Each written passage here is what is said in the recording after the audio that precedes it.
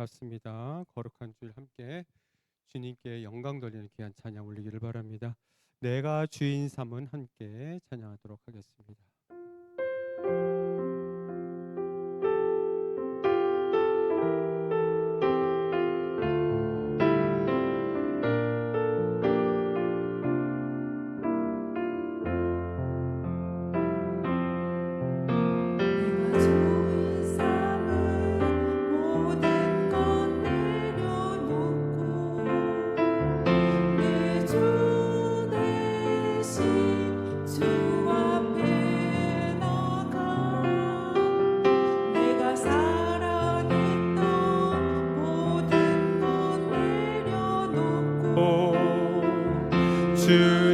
주님만 사랑해.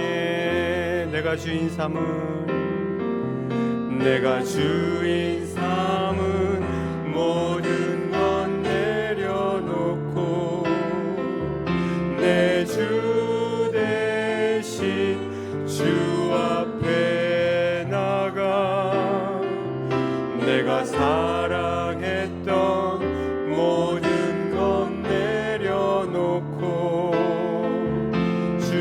주님만 사랑해.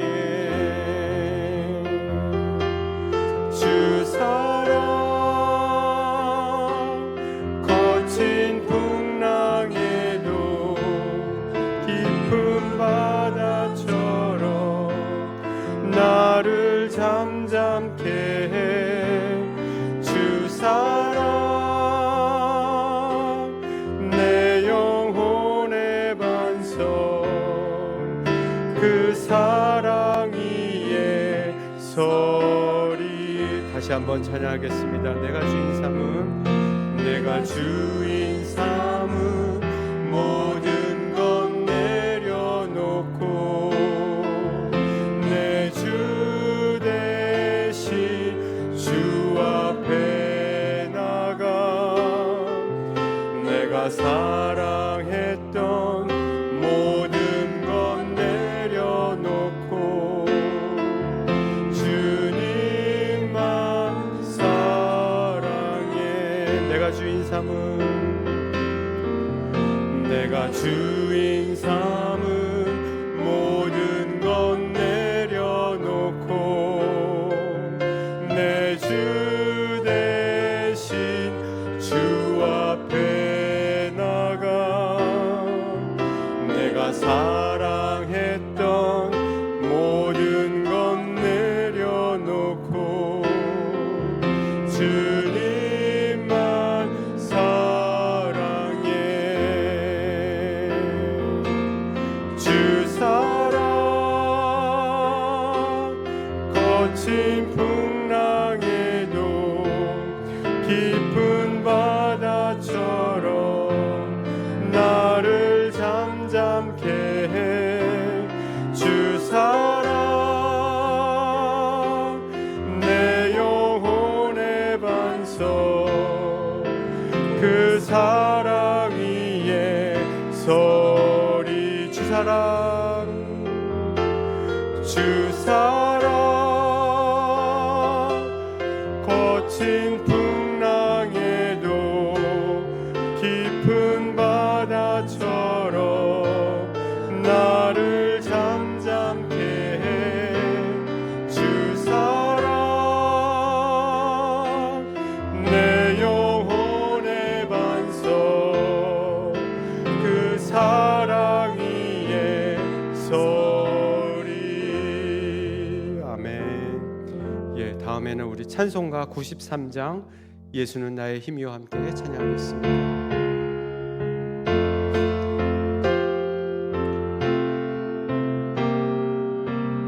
예수는 나의 힘이요. 예수는 나의 힘이요 내 생명 되시니 구주 예수 떠나 살면 죄 중에 빠지리.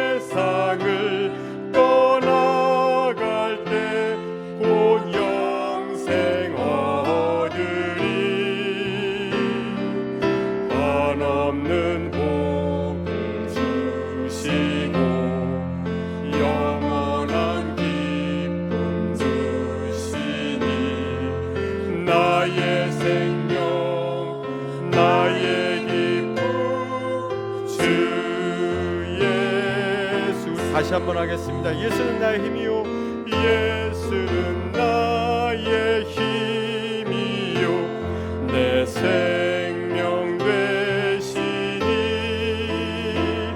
구주 예수 떠나 살면 죄 중에 빠지니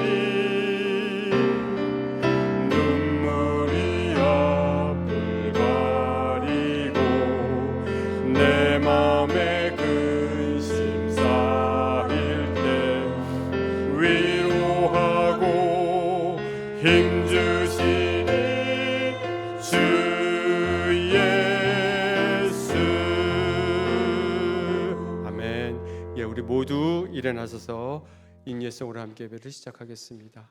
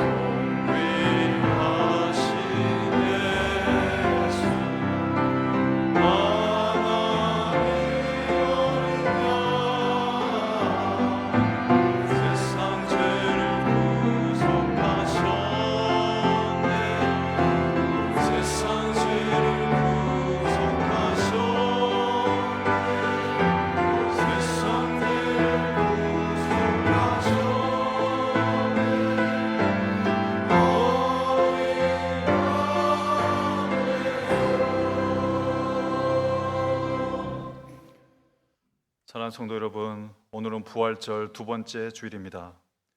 부활하신 주님께서 제자들을 찾아오셨던 것처럼 이 자리에 모인 우리 모두도 예배 가운데 주님을 깊이 만나는 복된 예배자가 되기를 주님의 이름으로 축원합니다.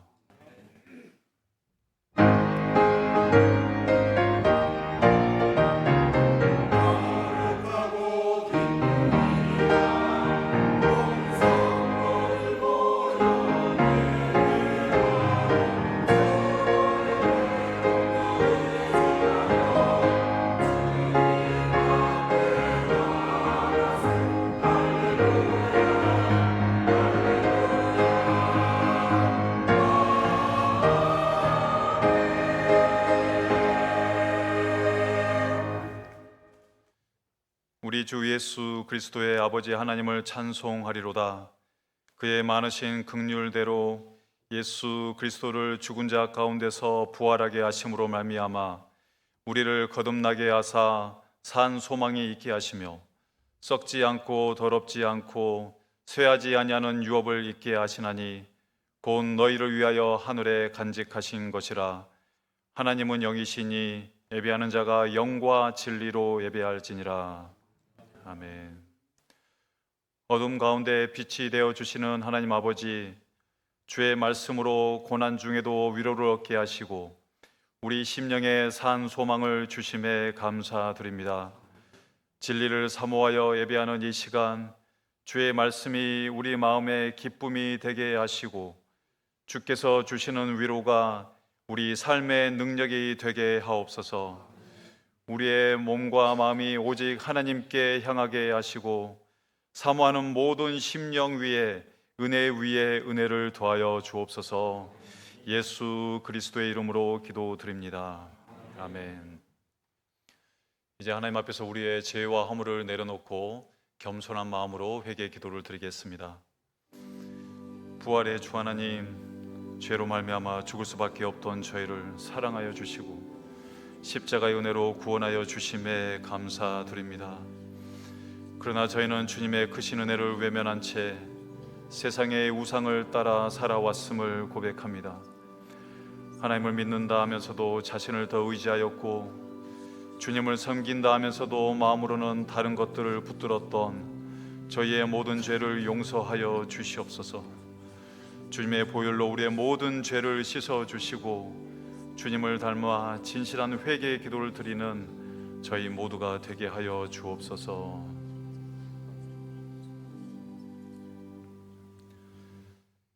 인자하신 하나님 아버지, 저희의 허물과 연약함을 고백하오니 용서하여 주옵소서.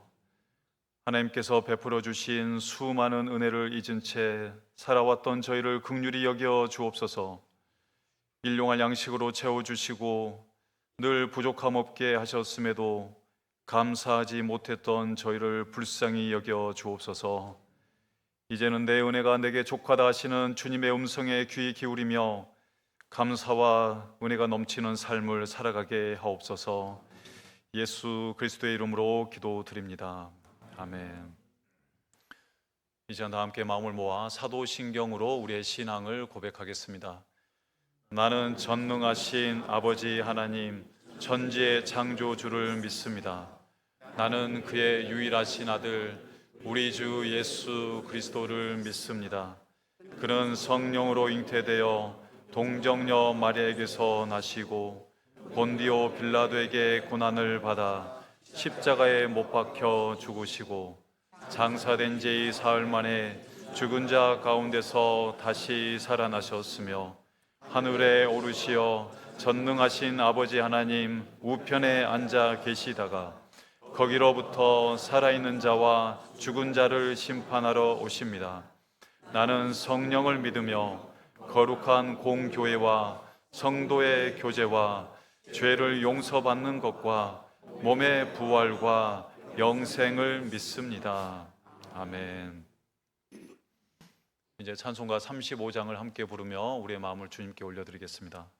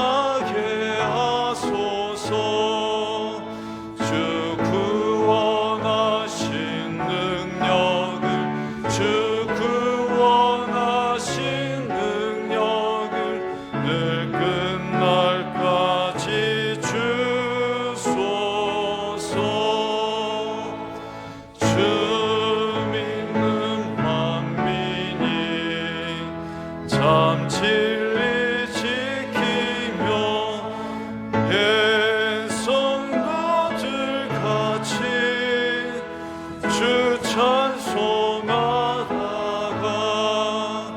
저 천국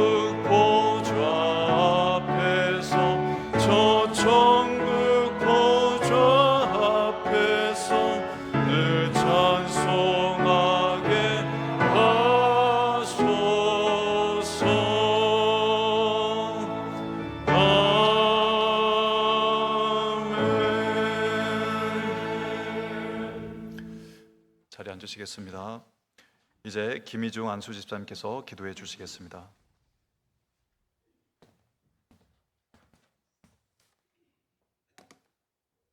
기도하시겠습니다. 사랑과 은혜가 풍성하신 거룩하신 하나님 아버지, 지난 한 주간도 우리를 눈동자와 같이 지켜주시고 오늘 거룩한 주일에 저희를 주님의 전으로 불러주시니 진심으로 감사를 드립니다. 온 천지 만물을 창조하시고 역사의 주관자 되시는 하나님 앞에 오늘 우리 성도들이 한 마음으로 모여 신령과 진정으로 예배 드리오니 우리의 예배를 기쁘게 받아 주시옵소서. 죄로 인해 죽을 수밖에 없던 저희를 구원하여 주시고 하나님을 아버지라 부르며 찬양할 수 있는 특권을 주심에 다시 한번 감사를 드립니다. 자비로우신 하나님, 지난 한 주간의 삶을 돌이켜보며 우리 공동체의 허물을 고백합니다. 하나님의 자녀라고 말하면서도 세상의 가치관을 따라 살았고 이웃을 내 몸과 같이 사랑하지 못했던 우리의 교만과 시기, 분내었던 모습들을 이 시간 회개하오니 주님의 보혈로 깨끗이 씻어 주시옵소서. 하나님보다 앞서갔던 모든 생각들을 내려놓고 오직 주님의 긍휼하심을 구하며 다시금 믿음 위에 바로 서게 하여 주시옵소서. 특별히 이 시간 고통받는 지구촌 곳곳을 위해 간절히 기도합니다. 중동 지역과 우크라이나에서 계속되는 전쟁의 소리가 멈추게 하여 주시옵소서. 인간의 탐욕과 증오로 인해 죄 없는 어린 아이들과 수많은 생명들이 고통받고 있습니다. 하나님 아버지, 그 땅에 하늘의 평화를 내려주시고 하루속히 총성이 멎으며 화해와 회복의 역사가 일어나게 하여 주시옵소서. 평강의 왕으로 오신 예수 그리스도의 빛이 어두운 전쟁터에 비치기를 간절히 간구합니다. 고난 중에 있는 성도들을 기억하여 주시옵소서. 물질적인 어려움으로 밤잠 설쳐가며 눈물을 흘리는 성도들이 있습니다. 주여, 광야에 길을 내시고 사막에 강을 내시는 하나님께서 그들의 경제적 필요를 채워주시고 막힌 문을 열어주시는 기적을 보게 하여 주시옵소서. 병마와 싸우며 건강 회복을 위해 간절히 부르짖는 성도들에게 은혜를 내리사 하나님께서 그들의 육신을 어루만져 주시고 다시금 일어나 주를 찬송할 수 있는 건강과 새 힘을 허락하여 주시옵소서. 단위에 세우신 담임 목사님의 성령의 능력으로 붙들어 주시고 선포되는 말씀을 통해 우리 영혼이 살아나며 삶의 닮을 얻은 귀한 시간이 되게 하여 주시옵고 목사님의 영육을 강건하게 하시고 그 가정을 지켜주시옵소서. 또한 하나님을 찬양하는 호산나 성가대의 찬양을 기쁘게 받아주시고 보이지 않는 곳에서 주차로, 안내로, 주방으로, 방송으로 예배를 위해 헌신하는 모든 손길 위에 주님의 크신 위로와 복을 더하여 주시옵소서. 그들의 헌신이 하늘나라의 보화가 될 줄 믿습니다. 오늘 드리는 이 예배의 시종을 주님께 의탁합니다. 우리 마음의 중심을 보시는 주님 앞에 최고의 영광을 돌리는 시간 되게 하옵소서. 우리를 죄에서 구원하신 예수 그리스도의 이름으로 간절히 기도드립니다. 아멘.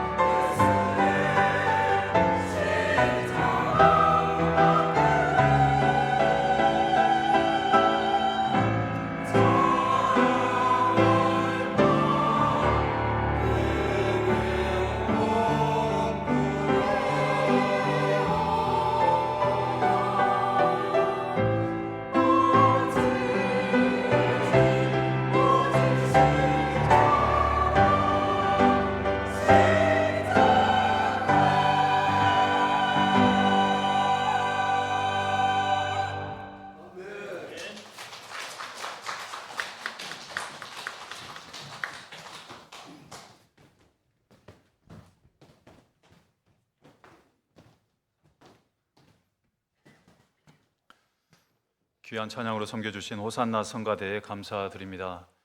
오늘 드려진 찬양처럼 하나님께서 우리의 마음을 주님의 십자가 사랑으로 가득 채워주실 줄 믿습니다. 이 시간 찬양을 받기에 합당하신 하나님께 영광의 박수를 올려드리겠습니다.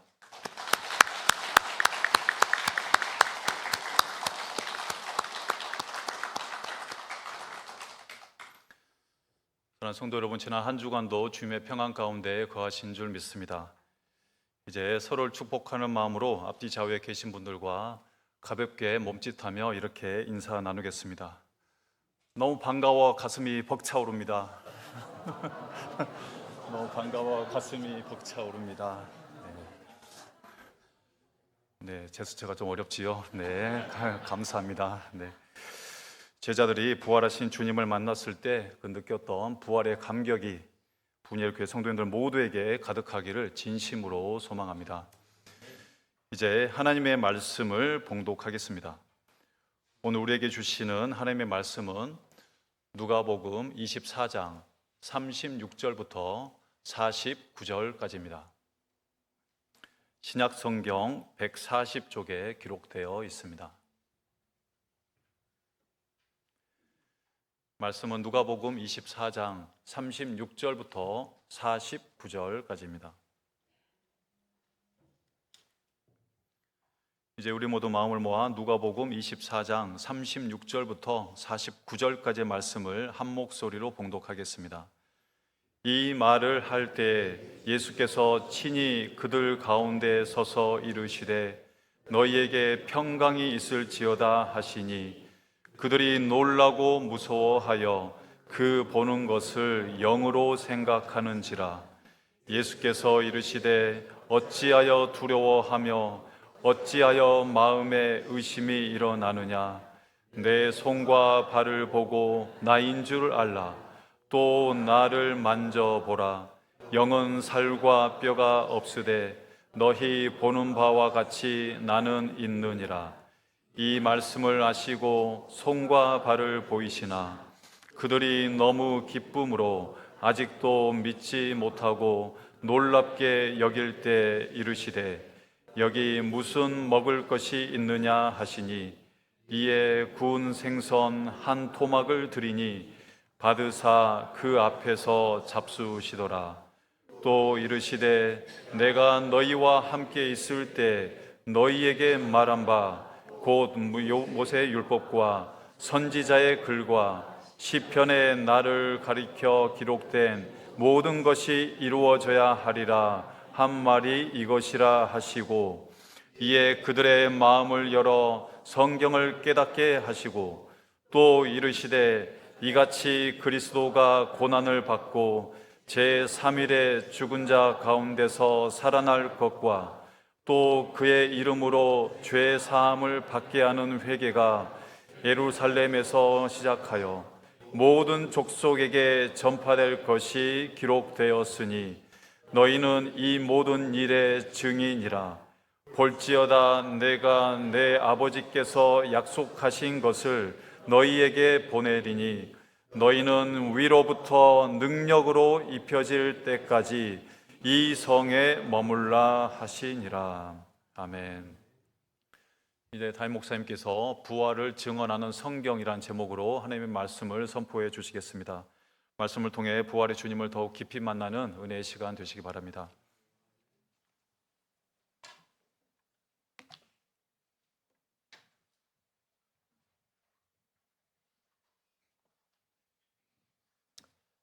할렐루야. 예, 정말 이 성도님들 또 한 주 만에 보니까 가슴이 퍽 차오르는 것 같습니다. 예, 지난 주일은 부활절이었죠. 그 주는 또 고난 주간이고 고난 주간도 이제 지나갔고 부활절도 끝났습니다. 그러고 나면 또 이제 십자가 예수님의 고난과 부활은 다 이제 우리하고 별 관계 없는 것 같은 생각이 들기 쉬워요. 고난 주간도 지나고 부활절도 지나갔지만 예수 그리스도께서 죽으시고 살아나신 그 놀라운 은혜와 축복, 그건 오늘도 우리 가운데 넘치도록 풍성하게 부어지고 있는 것입니다. 우리는 그 은혜로 살고 있는 거죠. 우리 주님께서 십자가에 죽으시고 사흘 만에 다시 살아나셨는데, 그리고 끝난 게 아닙니다. 예수님은 40일 동안 계시면서 제자들을 계속 만나요.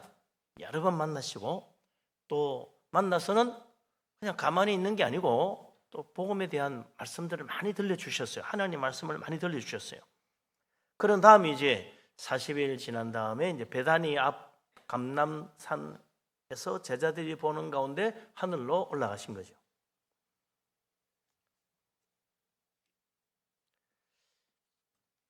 예수님께서 부활하신 다음 제자들이 예수님 만났을 때 사실 처음에는 굉장히 놀랬잖아요.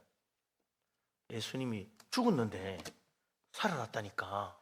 여자들은 그 말만 듣고도 놀래가지고 부들부들 떨었습니다. 지금 무덤에 왔는데 죽은 자가 살아난 거예요. 시체가 일어났다는 거야. 얼마나 겁이 나겠어요. 제자들도 막상 부활하신 예수님 딱 만나니까 너무 놀라는 거예요. 분명히 죽어 있어야 될 시체가 지금 눈앞에 살아서 움직이잖아요. 무섭기도 하고, 또 막 이게 진짜야 아니야 막 혼란스럽기도 하고, 믿어야 돼 말아야 돼 막 이 뭐 머리가 정말 복잡한 거예요. 분명히 죽었는데 다시 살아가지고 자기들 눈앞에 나타났으니 얼마나 이게 혼란스럽겠습니까? 심지어 도마 같은 제자는 예수님이 다시 살아났다는 말을 들었지만 그럴 리가 있나? 뭘 잘못 봤지? 자기는 못 믿겠다는 거예요. 그리고 예수님 손에 못 자고 내가 직접 손 넣어보고, 예수님 옆구리 창자고 내가 직접 손을 넣어서 만져보지 않고는 나는 못 믿는다. 그렇게 할 정도로 참 예수님의 부활을 믿기는 어려웠던 거죠. 도마 한 사람만 그런 게 아닙니다. 수많은 사람들이 의심을 했고, 또 제자들도 믿었다가도 다시 또 아니야 이거 잘못 생각한 거 아니야 뭘 잘못 본 거 아니야 계속 혼란인 거예요. 그러다 보니 어떤 사람들은 예수님이 진짜 죽은 게 아니고 혹시 십자가에서 그 고통이 너무 커서 그만 기절을 한 거 아닌가, 혼절을 했는데 로마 군인들이 죽은 줄 알고 시신을 내줘가지고 장사를 치렀는데 나중에 무덤에서 예수님이 이제 시간 지나니까 기력을 회복하고 일어나가지고 나왔다, 이렇게 생각하는 사람도 있는 거죠. 그랬을 것 같기도 해요. 생각해보면 안 그러면 어떻게 죽은데 살아나지? 그러나 로마 군인들이 이미 죽은 예수님의 옆구리에 창을 찔러가지고 피와 물이 다 쏟아지는 걸 봤다 그랬잖아요. 옆구리에 찌른 창이 푹 찔러서 어디까지 갔냐면 심장까지 꿰뚫었기 때문에 그 고여있던 피가 다 쏟아진 거예요. 그러지 않으면 그렇게 많은 피가 쏟아져 나올 수가 없는 겁니다. 예수님은 너무 고통스러워서 잠시 기절한 게 아니고 정말 죽은 거예요. 그것도 옆구리에 창으로 찔러서 심장까지 꿰뚫어서, 심장이 창에 찔려 파열됐는데 어떻게 살아날 수 있어요? 절대 불가능입니다. 이 로마 군인들이 예수님이 죽은 걸 다시 한번 확인하고 시신을 내준 거란 말이죠. 그러니까 주님은 정말 죽으셨는데 사흘 만에 다시 살아나신 거예요. 기절한 게 아니라 이거죠. 그러니 또 어떤 사람들은 그래요. 제자들도 예수님 딱 만나고 나서 어떻게 했습니까? 37절에 보면 예수님을, 부활하신 예수님 보고는 영인가 생각했다. 이 예수님이 영혼이 찾아왔나 보다, 그렇게 생각했다는 거예요.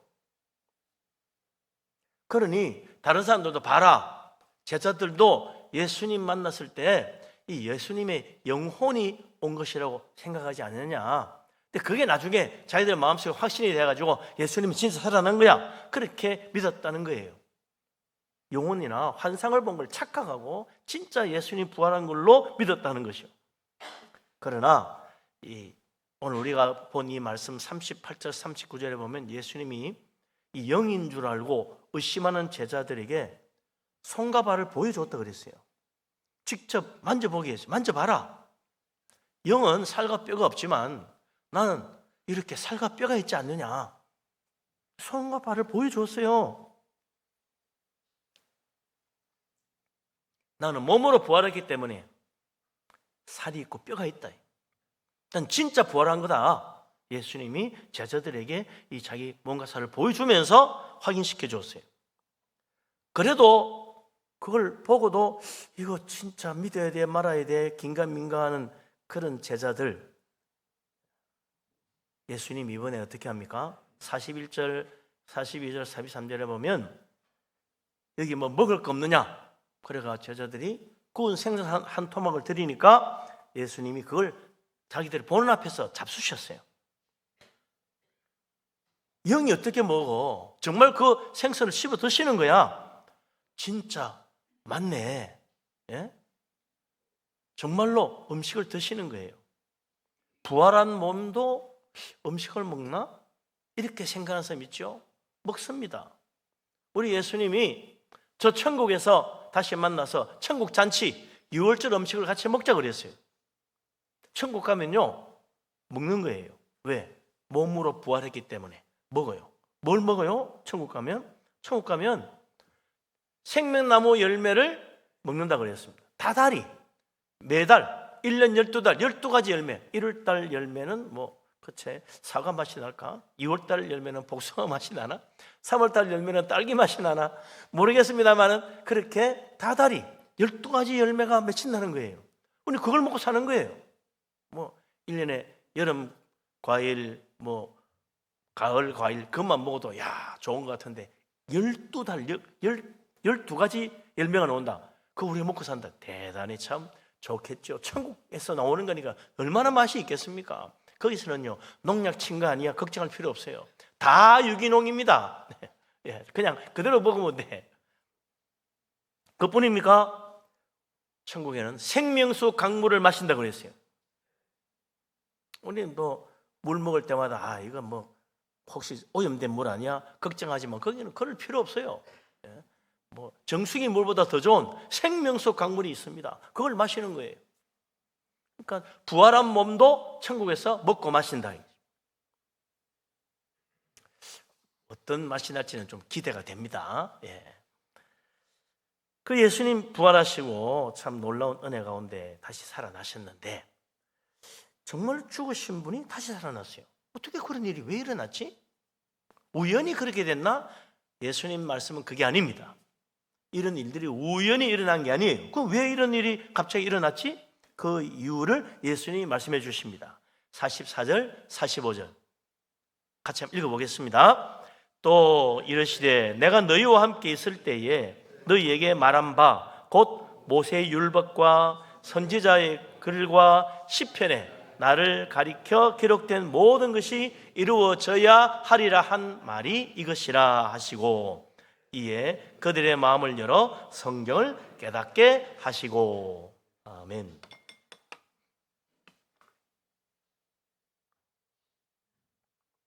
예수님이 부활하신 다음 봐라 성경에 다 기록이 되어 있지 않냐 예언이 되어 있지 않냐 이렇게 말씀한 게 아닙니다. 여기 보면 예수님이 십자가 지시기 전 그들과 함께 있을 때 공생애 동안 제자들과 함께 늘 이런 말씀을 들려주었다는 거예요. 그런데 정말 예수님이 그렇게 우리와 함께 있을 때 하신 말씀대로 십자가에 고난 받으시고 죽으시고 다시 부활했구나. 그걸 확인시켜 준 거예요. 적어도 복음서에는요 예수님이 예루살렘에 올라가서 십자가의 고난을 받고 죽으시고 다시 부활한다는 말씀을 공식적으로 3번, 4번 하셨어요. 뭐 그 외에도 많이 있었겠지. 처음에는 제자들이 그 말씀을 듣고도 무슨 소리인지도 모르고 그럴 리도 없다고 생각하고 믿지도 않았습니다만 이제 실제로 그 모든 일이 일어났잖아요. 죽으시고 부활하신 거예요. 예수님은 우연히 하다 보니 어떻게 십자가에 못 박혀졌고 하다 보니 다시 살아난 게 아닙니다. 처음부터 하나님의 계획과 말씀 속에서 이루어져 온 것이다.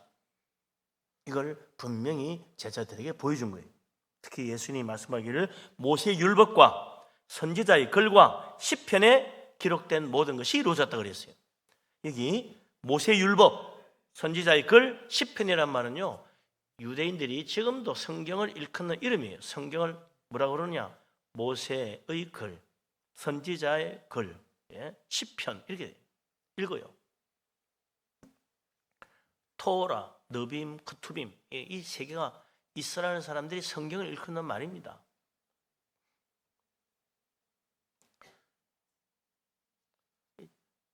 그 구약 성경이에요. 구약 성경 전부예요. 그게 무슨 말이냐면 예수님의 십자가의 고난의 죽음과 부활은 신약 성경에 나와 있는 게 아니고 사실은 구약에 다 있다는 거예요. 그 모든 예언의 말씀은 구약에 다 나온다는 겁니다. 우리는 신약에서 예수님의 십자가의 죽음과 부활에 관한 걸 보고 있지만 예수님은 그게 아니고 구약 성경에 예수님의 십자가의 고난의 죽음과 부활이 다 나와 있다는 거예요. 그리고 그 모든 예언의 말씀대로 예수님이 죽으시고 부활했다는 거예요. 말씀대로 이루어졌다는 겁니다.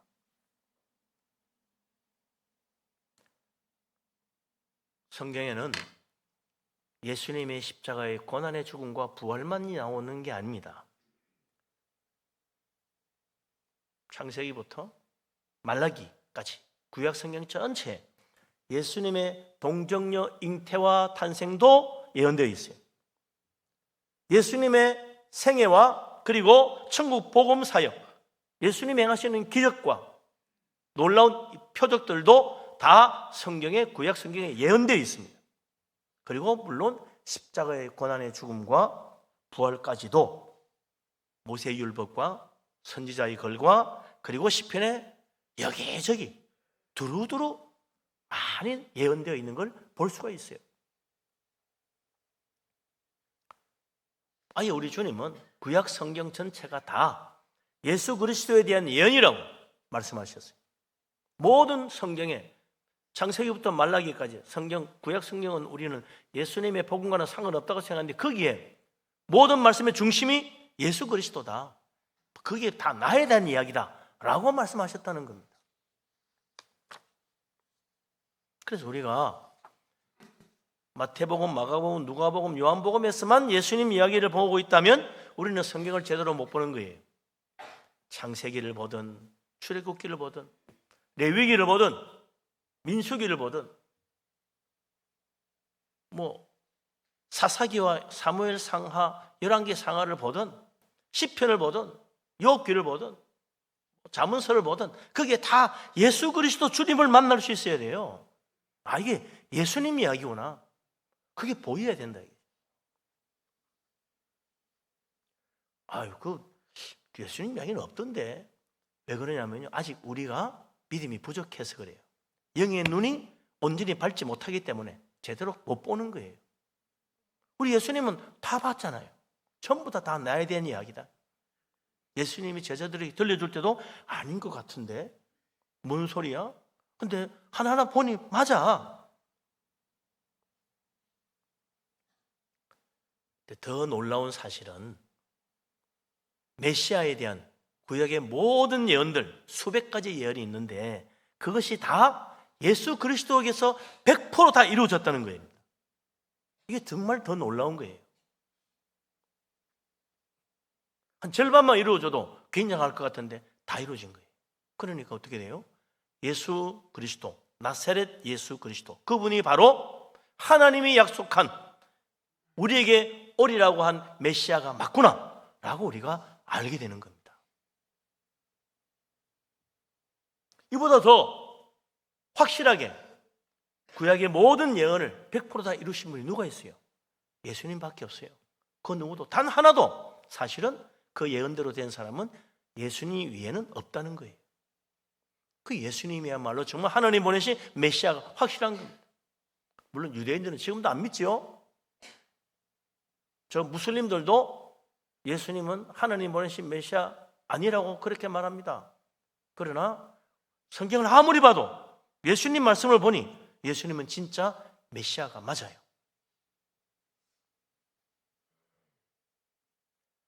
어떤 사람은 그럽니다. 그거 예수님은 자기가 메시아라고 안 했는데 제자들이 예수님을 숭배해가지고 예수님을 하나님의 아들 메시아라고 만들어냈다. 그렇게 말하는 사람이 있습니다. 그러나 성경을 보면 예수님은 분명히 자기 스스로 자신이 하나님의 아들이라는 것을 믿었고 또 자기가 바로 하나님이 보내신 메시아라는 사실을 알고 계셨고 내가 메시아로서 내 백성을 위하여 모든 세상 죄를 짊어지고 십자가의 고난의 죽음을 당해야 된다는 사실을 알고 순종하여 그 길을 가신 분입니다.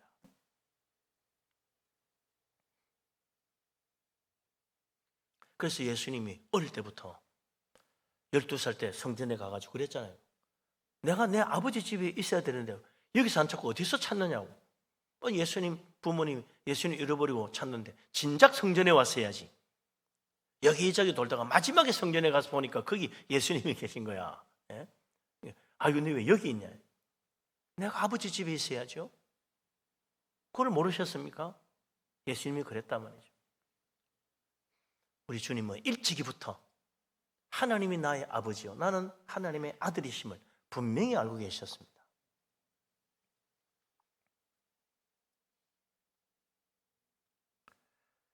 그래서 예수님은 아버지의 뜻을 따라 순종하여 섬기며 사신 거죠. 아버지께서 일하니까 나도 일하고 아버지께서 기뻐하시니까 나도 그 일을 하는 거예요. 아버지 뜻이기 때문에 병자도 고친 것이고 불쌍히 여기서 다 그들을 회복시켜 주신 것이고 아버지 뜻이기 때문에 십자가도 지신 거예요. 그 영혼도 마지막 숨을 거두시면서 아버지 손에 맡기고 숨을 거두신 겁니다.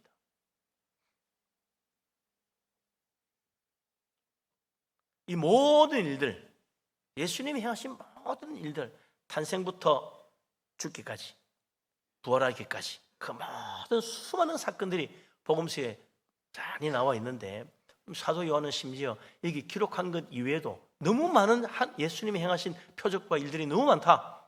다 기록할 수 없다. 그렇지만 우리가 정말 예수 믿고 구원받는데 꼭 필요한 것만 내가 기록했다라고 사도 요한이 그랬는데 사도 요한만 그랬겠어요? 마태도 마가도 누가도 마찬가지일 거예요. 꼭 필요한 것만 적어가지고 그 정도야.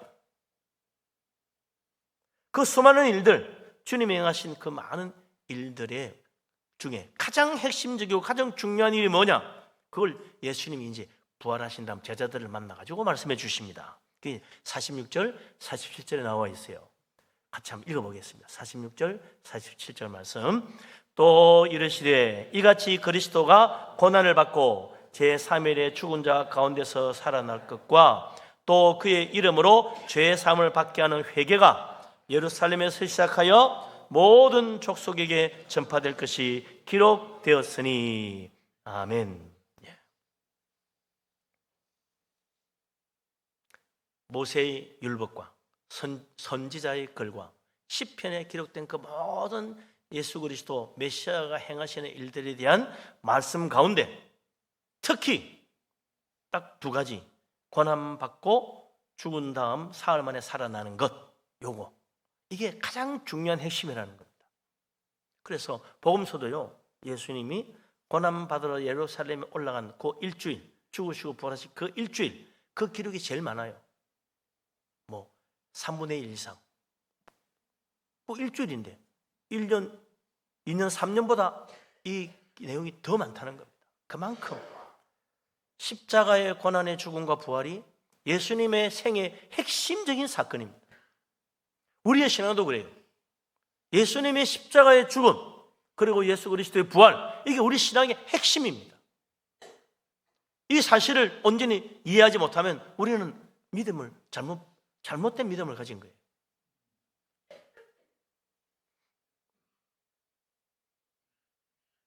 예수 그리스도 주님의 모든 행하심은 바로 십자가 고난의 죽음과 부활에 다 초점이 맞춰져 있다. 그리고 이 사실을 또한 예수님은 부활을 성천하신 다음 제자들에게 이 예수님의 십자가의 죽음과 부활, 이걸 모든 세상에 다 전하라는 거예요. 그걸 당부하시고 승천하신 거 아닙니까? 도대체 예수님의 십자가의 죽음이 왜 그토록 중요한가? 그냥 예수님이 희생하여 억울하지만 말없이 그냥 꿋꿋하게 어려운 모습으로 돌아가셨구나, 순교했구나, 그게 아닌 거예요. 예수님은 순교한 게 아닙니다. 예수님은 세상 모든 죄를 지고 하나님의 어린 양으로 자기 목숨을 들이신 거예요. 그 요한복음 1장 29절에 세례 요한이 그랬잖아요. 세상 죄를 지고 온 하나님의 어린 양이라고. 왜 세상 죄를 지고 온 하나님의 어린 양이 되어야 됐습니까? 예수님이 친히 말씀하셨어요. 마가복음 10장 45절에 나는 섬김 받으러 온 게 아니고 섬기러 왔다. 뭘로 섬기느냐? 내 목숨을 많은 사람의 죄값으로 치르기 위하여 대속물로 주러 왔다 그랬어요. 우리의 죄값 대신 자기 목숨을 대속의 제물로 내어줬다는 거예요. 예수님의 십자가는 우리 죄에 대한 희생입니다. 세상 죄를 짊어지고 우리가 죽어야 될 죽음을 예수님이 죽으신 것이고, 예수님이 우리가 치러야 될 죄에 대한 대가를 예수님이 대신 십자가에서 치르신 거예요. 그렇게 죽으신 그 십자가의 죽음이 무슨 의미가 있느냐? 사도 바울이 로마서 3장 25절에 말합니다. 이 예수를 하나님이 그의 피로서 믿음으로 말미암는 화목 제물로 세우셨다 그랬어요. 십자가에 세상 죄를 지고 고난받아 죽으신 예수님, 그 예수를 하나님이 우리의 죄값으로 흘린 그 피로서 화목 제물을 삼아 믿는 자를 위한 화목 제물로 세워 누구든지 예수 그리스도 믿고 주님 앞에 나오면 그 주님 이름으로 하나님과 원수되어 멸망의 진노의 심판을 받아야 될 멸망의 자식들이 이제 하나님과 화목하여 죄 용서받고 하나님의 사랑하는 자녀로 변화되는 겁니다. 이 놀라운 축복이 예수 그리스도 십자가 은혜로 이루어지는 거죠. 주님의 십자가, 고난의 죽음, 그건 그냥 예수님이 죄 없는 분인데 억울하게 죽으신 그 하나님의 뜻을 위해서 순교한 그런 것이 아니라 우리 죄를 위한 화목 제물로 주님이 죽으셨다. 우리의 속죄를 위하여 자기를 드리시고 자기 몸을 화목 제물로 내어 주셔서 이제 예수 그리스도 주님의 십자가 은혜로 우리는 죄 사함 받고 하나님의 사랑받는 자녀가 되는 겁니다.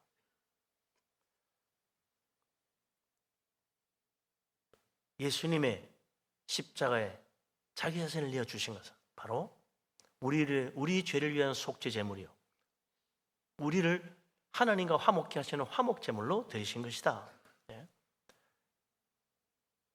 그래서 예수 그리스도께서 죽으시고 사흘 만에 다시 살아나는 이 사건이 예수님이 이 땅에 오신 진정한 목적이고 우리의 신앙의 가장 중요한 핵심인 거죠. 주님은 그래서 십자가에서 죽으시면서 다 이루었다라고 말씀하신 겁니다.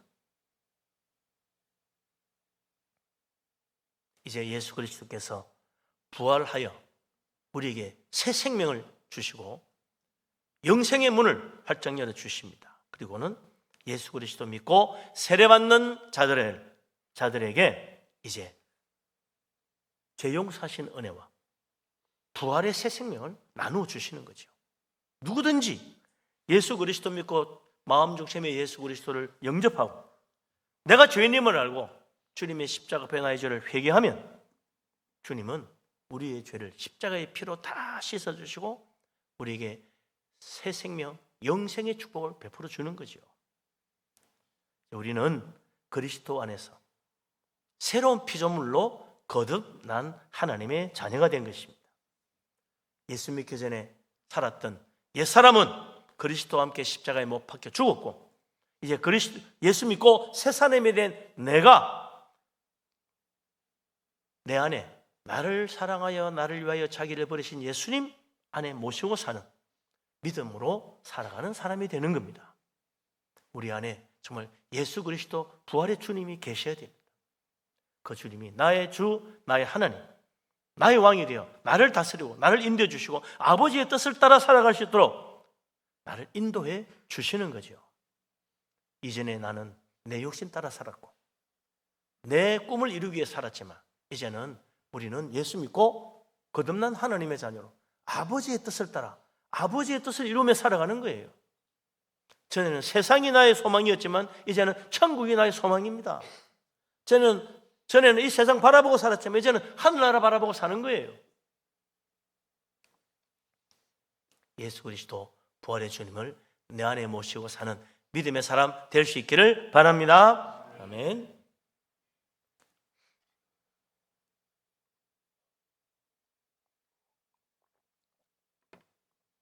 어떤 사람은 그러죠. 예수님이 세상 죄를 다 짊어지고 십자가에 죽으시고 희생하셨으면 세상 모든 사람 다 믿든지 안 믿든지 다 구원해 줘야 되는 거 아니야? 예수님이 세상 모든 사람을 위하여 피를 흘리셨으면 뭐 믿든 안 믿든 뭐 회개하든 말든 하여튼 우리의 죄를 십자가의 피로 다 씻어주는 거 아닌가? 그래 생각하는 사람이 있어요. 그래서 만민 구원을 주장하는 사람이 있습니다. 모든 사람이 다 구원받는다. 전도 안 해도 된다. 뭐 저절로 다 구원받게 돼 있다. 그래 이야기하는 사람인데 아니지요. 예수님이 십자가에서 자기 자신을 내어주심으로 우리 죄를 위한 속죄 제물이 되었어요. 그리고 사흘 만에 다시 살아나서 부활의 새 생명을 우리에게 보여주셨어요. 이 놀라운 은혜, 죄 용서하시는 은혜와 부활의 새 생명의 축복, 이게 무조건 세상 모든 사람에게 주어지는 것이 아니라 예수 그리스도 믿고 자기의 죄를 고백하고 회개하는 자에게 주어지는 겁니다. 저번에 이야기했지만 마태복음 1장 21절에 예수님은 자기 백성을 죄에서 구원하려고 오신 메시아 왕이에요. 그래서 내가 예수 그리스도 십자가 앞에 내가 죄인임을 알고 예수 그리스도 이름으로 회개할 때 우리의 죄가 예수 그리스도에게로 옮겨가는 겁니다. 그래서 죄의 정가라 그래요. 죄가 옮겨간다. 내 죄가 옮겨가야 십자가의 은혜로 용서함 받지요. 내 죄를 그대로 가지고 있으면 절대 용서받을 수가 없는 거예요.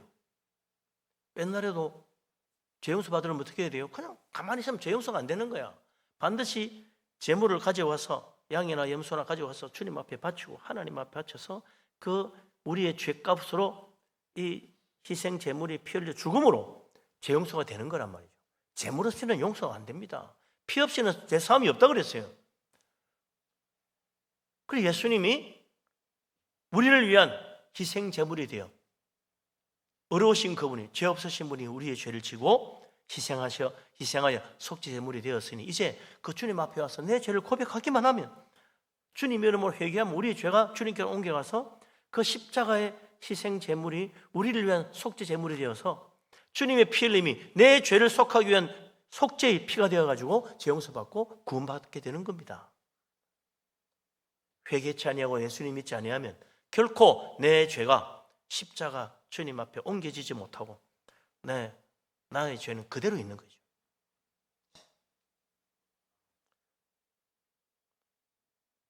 예수님이 아무리 세상 죄를 지고 우리를 위한 대속물이 되어 십자가에서 희생하셨을지라도 내가 죄임을 고백하지 않는다면, 예수님 이름으로 회개하지 않는다면 내 죄가 예수 그리스도 십자가 안에서 해결될 수가 없는 겁니다.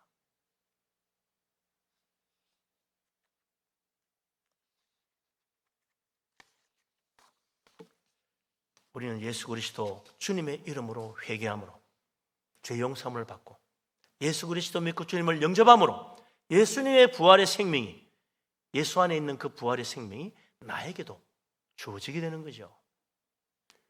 영생은요, 예수님 안에만 있는 거예요. 영생에 죽지 않는 영원한 생명은 예수 그리스도 안에 있는 거예요. 그래서 죽음을 이기고 부활했잖아요. 그러니 영생을 가진 예수님을 내 안에 모셔드려야 됩니다. 그래야 부활도 같이 오지요. 예수 그리스도 주님을 내 마음 중심에 나의 주 나의 하나님으로 영접하지 않으면 예수 그리스도 안에 있는 부활의 생명이 나에게 주어지지 않는 겁니다. 그래서 예수님 영접하는 자가 하나님의 자녀가 되고 구원받는다고 이야기하는 거예요. 오늘 그래서 예수님이 47절에 분명히 말합니다.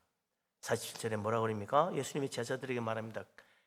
예수 그리스도의 이름으로 죄사함 받게 하는 회개의 복음이 예루살렘의 시작에서 모든 족속에게 전파될 것이 성경에 기록되어 있다. 이것도 성경에 다 기록되어 있다는 거예요.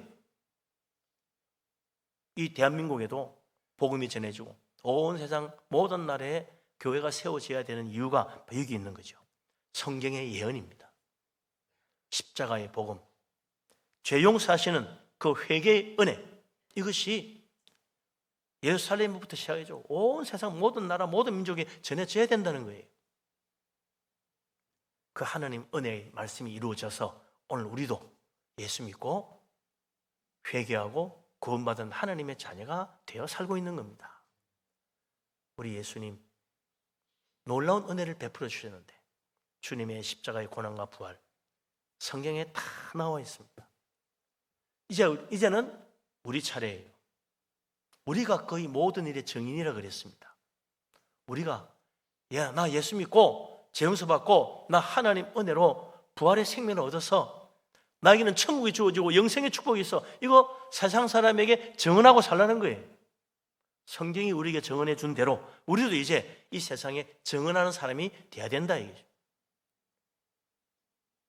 예수 그리스도 십자가의 고난의 죽음을 통한 속죄의 은혜, 회개하는 자에게 주어집니다. 이 놀라운 축복을 통해서 오늘도 우리 주님 앞에 주여 나는 죄인입니다. 나의 죄를 고백하고 십자가의 피로 씻음받고 이제 예수님 내 마음에 오셔서 나와 함께 해주십시오. 주님을 받아들여서 영생의 축복도 누리는 하나님의 사랑하는 자녀 되시고 나도 이제 예수 믿고 구원받고 회개하고 죄 씻음받고 영생의 축복을 받은 자로서 세상 사람에게 나 예수 믿고 구원받았어, 나 회개하고 죄 용서 받았어, 나에게는 부활의 천국이 있어, 이것을 증거하는 주님의 증인된 삶을 사는 우리들이 될 수 있기를 바랍니다. 아멘. 기도합니다.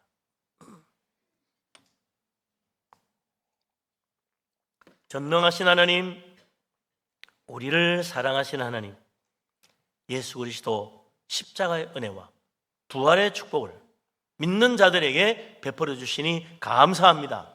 참으로 우리의 모든 죄를 지고 십자가에 희생하여 속죄 제물이 되신 예수님, 그 주님 앞에 주님 이름으로 회개하고 주님의 그 흘리신 속죄의 피로 씻음받아 하나님의 자녀로 변화되고 예수님 내 마음 중심에 모시고 영생의 축복을 누리며 천국 소망 가운데 살아가는 우리들 다 되게 하여 주시옵소서. 하나님 말씀에 그 놀라운 진리들을 깨닫고 우리도 이제 예수님의 증인이요 말씀의 증인되어 이 세상 사람들에게 그리스도의 복음을 전가하고 많은 사람들을 주께로 이끌 수 있는 우리들 되게 하여 주시옵소서. 예수 그리스도 이름으로 기도합니다. 아멘. 찬송가 171장을 찬양합니다.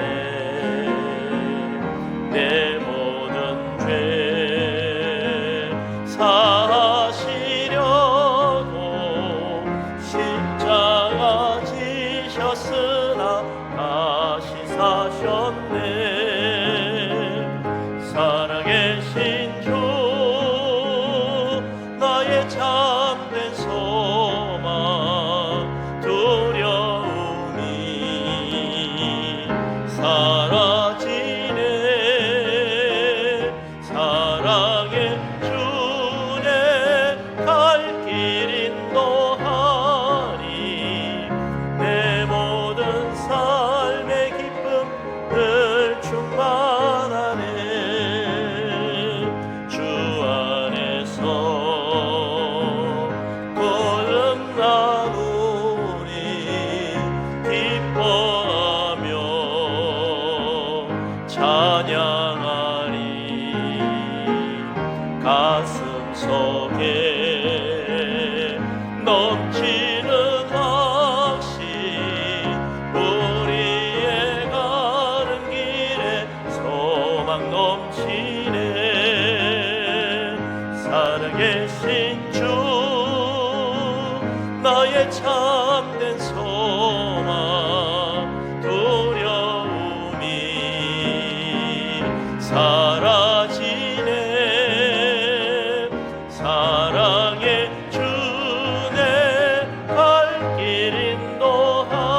인도하니 내 모든 삶의 기쁨 늘 충만하네.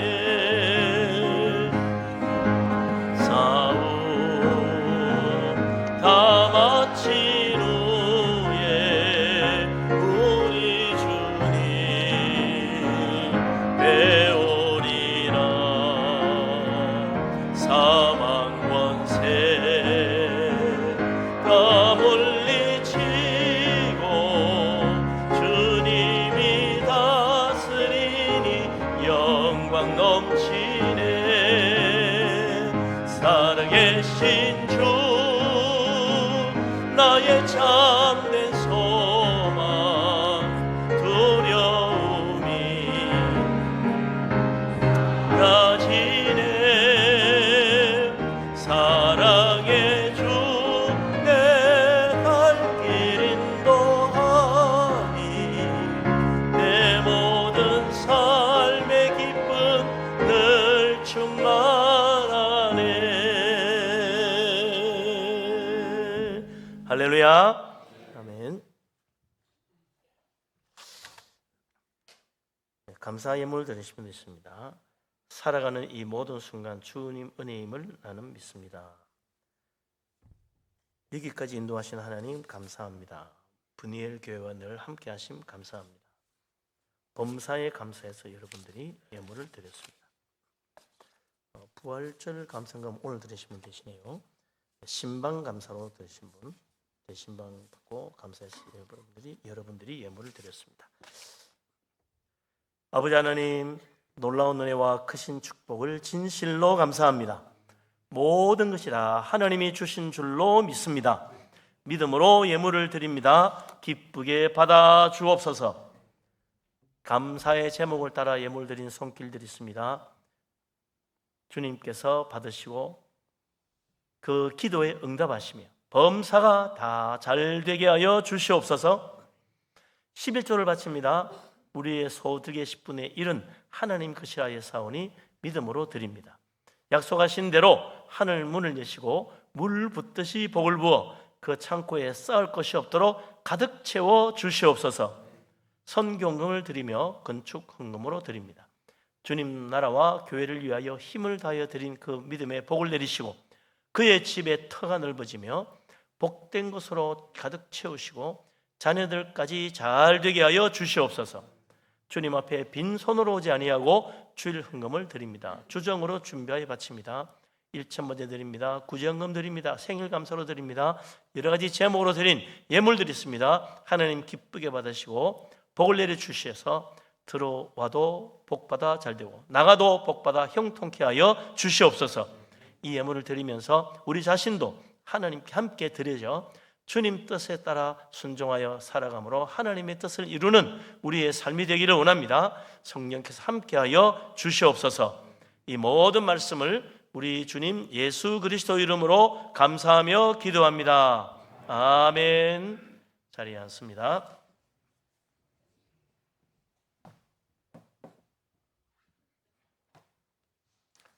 교회 앞에 소식을 알립니다. 오늘 오후 예배는 교사 세미나 예배가 되겠습니다.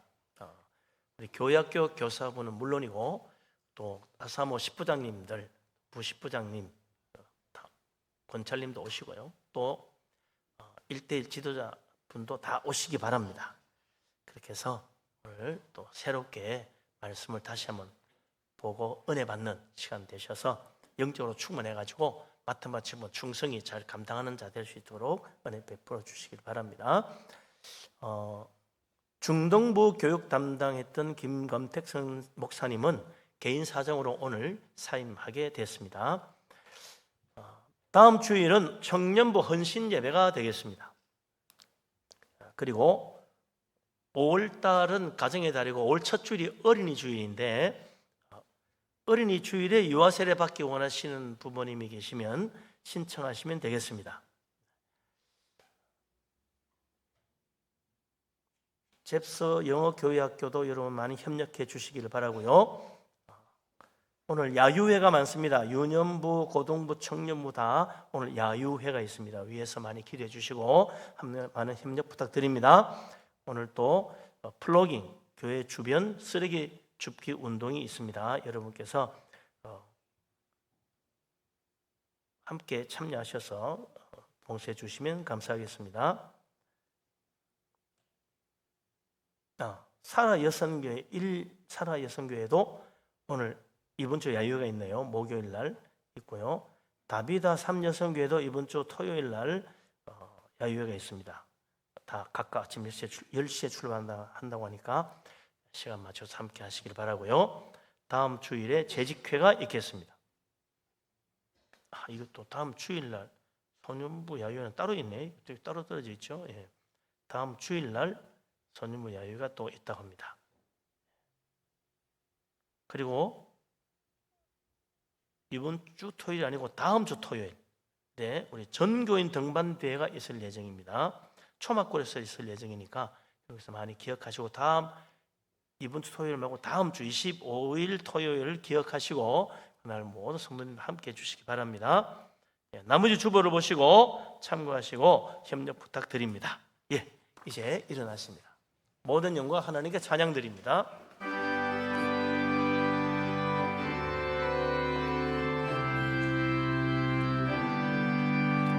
모든 영광을 하나님께,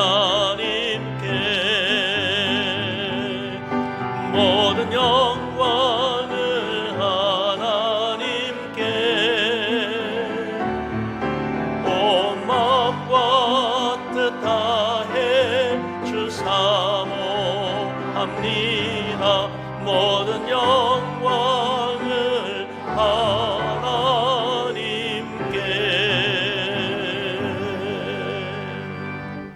여호와는 내게 복을 주시고 너를 지키시기를 원하며 야훼는 그 얼굴을 내게 비추사 은혜 베푸시기를 원하며 야훼는 그 얼굴을 내게로 향하여 드사 평강 주시기를 원하노라.